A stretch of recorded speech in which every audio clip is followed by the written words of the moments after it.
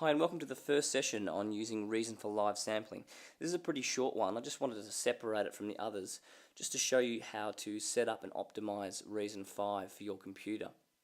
Now what I'm using in terms of equipment is I've got a laptop and I've got a USB microphone and a pair of headphones. Now you can just use the input microphone on your laptop, but please make sure that you have a set of headphones to go with it.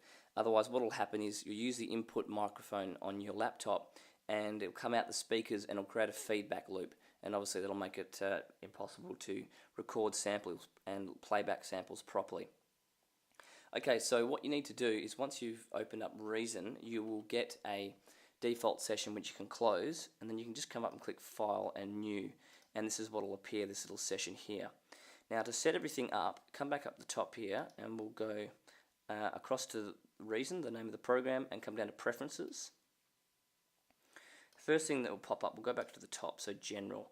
So all this stuff here you can leave as normal. You can adjust your CPU usage limit, so if you know that you're using other programs and it might take up a bit of juice, you might want to make this a little bit bigger. But generally 80% is the standard level, and Reason doesn't chew much of your CPU, it's quite good. So you can pretty well leave that as it is. Come down to Audio. Now if you click on Audio Device, you might have different things show up. I've got the built-in output, the built-in input and built-in output, and I've got a built-in microphone, etc. I've also got my own external sound card, this one here, and I've run a program called Pro Tools as well, and it's got its own separate setup. And what I've done in that one, if I click on it, adjust your buffer size as well. 256 is the ideal.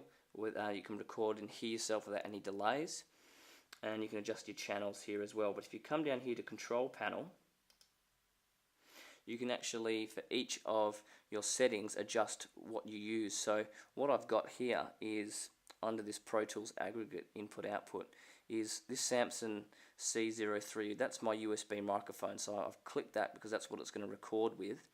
And I've also selected my external sound card so I can hear it through the speakers. If I wanted to hear it through my laptop speakers, I would just click built-in output instead. That's the first setup, so I'll just quit my audio MIDI setup.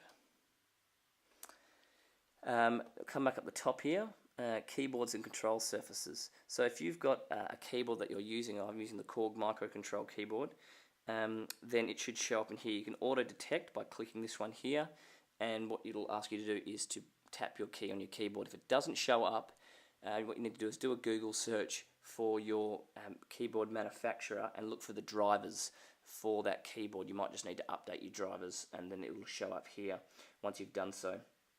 That's all you really need to set up. If you come to Advanced, to show you if you want to do some external busing, which basically means if you've got doing some effects busing, or you've got other instruments that you want to play around with. So you can see here I've got my keyboard shows up here in my sound card, but we won't bother with any of that sort of thing in what we're doing. So I'll just close the preferences, and that'll get yourself set up. Now to make sure that you've actually got the live sampling happening, I can tell here because I've got input 1 and 2 and it's playing back in the output left and right. If you want to hear what you sound like, you just click on the monitor button here, check, and you can hear yourself coming through your speakers or your headphones. To check that you're plugged in correctly, because you may start your session and you may not be getting signal if you need to troubleshoot, if you click the tab button on your QWERTY keyboard, and it shows you all your cables here. Now what you want here on the back is, this is your sampling input, so this is like the computer's inboard sampler, and inputs 1 and 2 from my sound card have automatically been patched, and they will be automatically patched to your input. But just in case you're using a different input for recording, you can actually just click on the cable and drag it to the inputs, so 3 and 4. If you're only using 1, if you're using a mono input, then what you can do is click on the cable, drag it away, and release, and it gets rid of it. But I'm actually, because I'm using a USB microphone, it takes it as a stereo input. So I've got left and right there. And the audio output of your sound card is coming from the mixer, so you can hear everything that's happening. And just click tab on your QWERTY keyboard to go back again.